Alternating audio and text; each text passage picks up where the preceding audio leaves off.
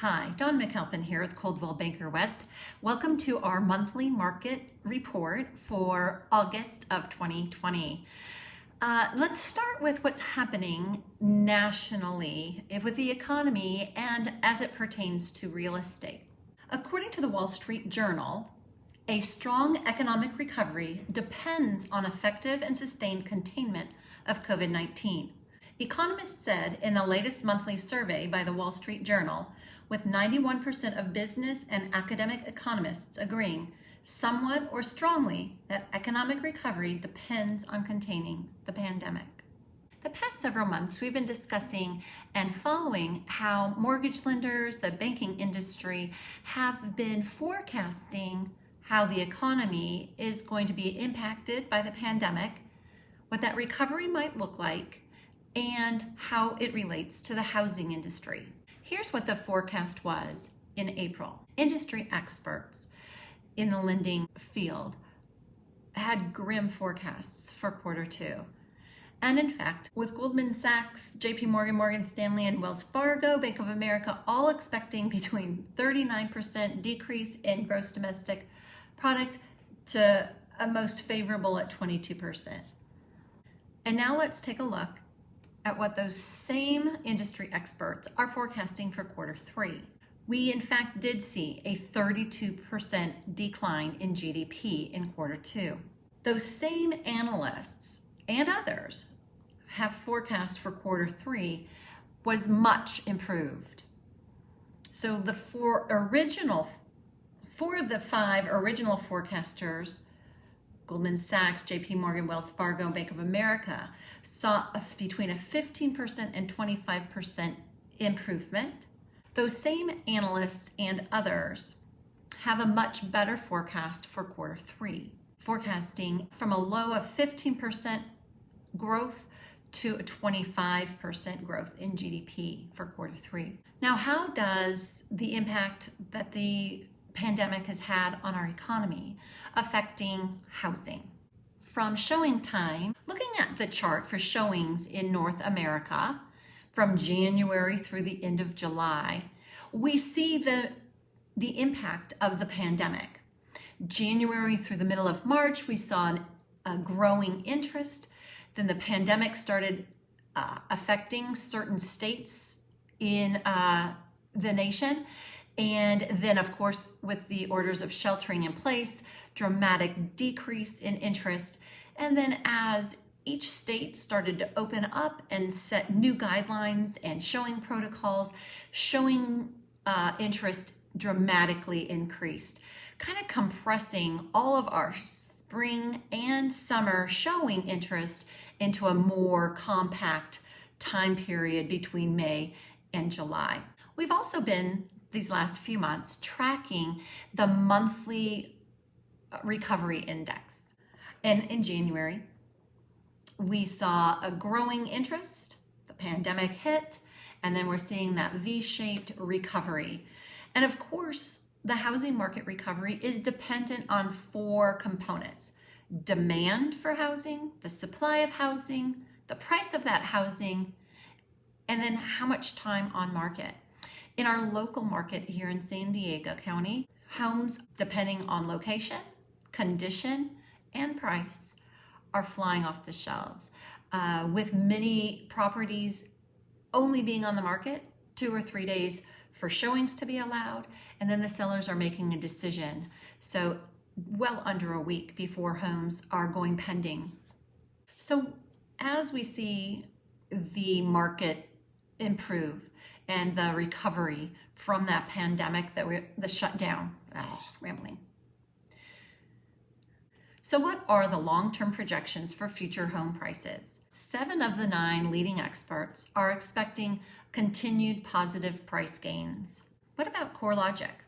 Last month's forecast of a 6.6% home price decline through May of 2021 has been revised as projected unemployment rates through 2020 showed improvement.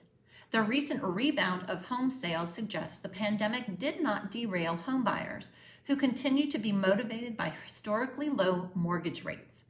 This, coupled with a declining supply of homes for sale, could shield home price growth from the impacts of the current economic uncertainty.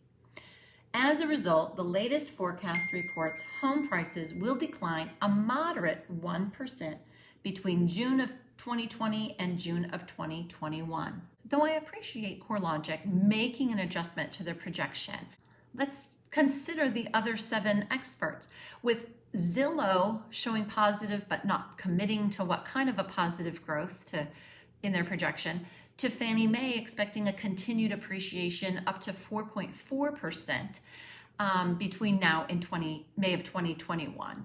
CoreLogic just seems to be too conservative, but we'll keep an eye on that. And in September, we'll see what CoreLogic and the other experts are forecasting for long-term pricing in the housing market. The reason CoreLogic made an adjustment to their projection for home prices can be explained in this next chart. As you can see on this graph, the yellow-orange line is the total number of listings, and the green is showing the ups and downs in the new listings that are coming to market. And we see that the supply of housing just does not meet our current demand, which is causing home prices to continue to go up. Now, this next chart shows us the demand as seen through applications for new mortgages. You see here, when we went into our shelter in place, the number of mortgage requests dropped for first-time mortgages. What we're looking at here is applications for new purchases.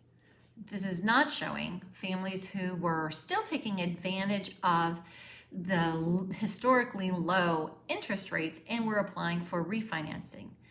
And so the families who were applying for refinancing had made the decision that they're going to stay in the home that they're in currently. Then we started to see in May, the middle of May,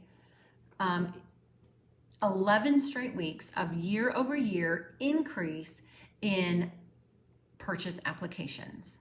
Which brings us to this next slide to consider. Realtor.com did a survey in April asking families what they were looking for in their next home, what they would be looking for in their next home.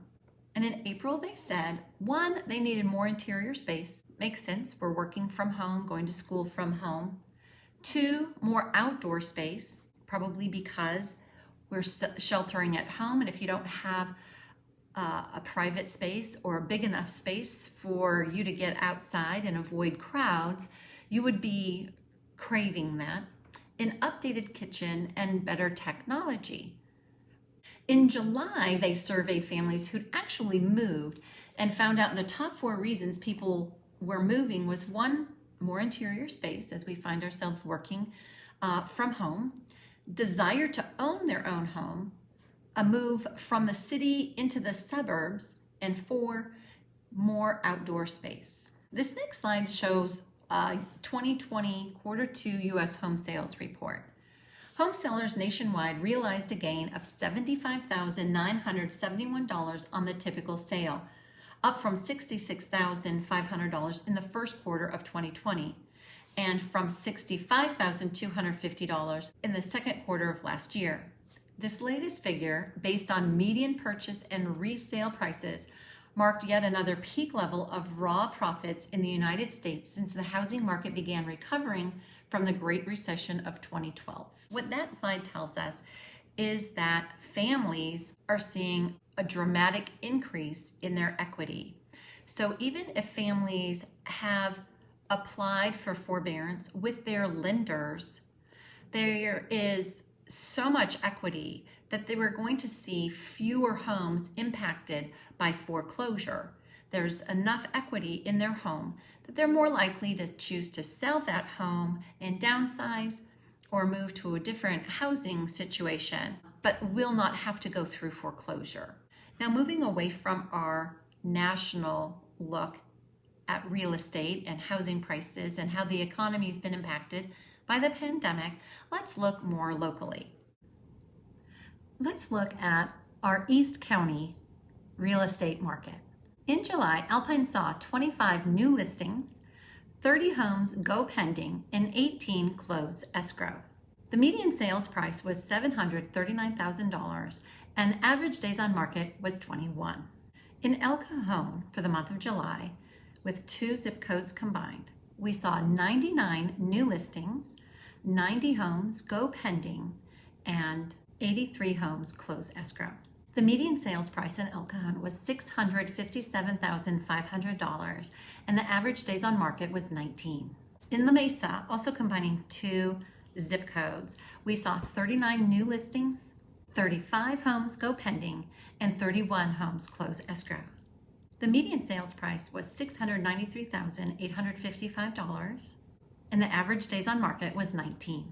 If you have any questions about the value of your home or any questions about our local market, please give me a call. I'm here to help. My goal is to help you and your family reach your real estate goals and build generational wealth through real estate. Thanks for watching and make it a great day.